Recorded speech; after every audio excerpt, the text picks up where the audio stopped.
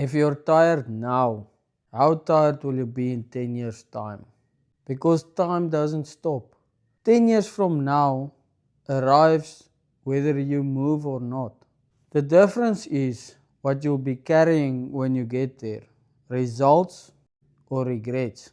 I never met a man who regretted taking a calculated chance that taught him something.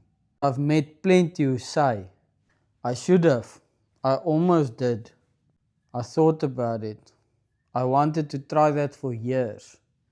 Those words become heavy after a while, very heavy. At some point, you have to stop negotiating with yourself. Find the energy, take the step, make the call, start the thing. Because 10 years passes faster than you think.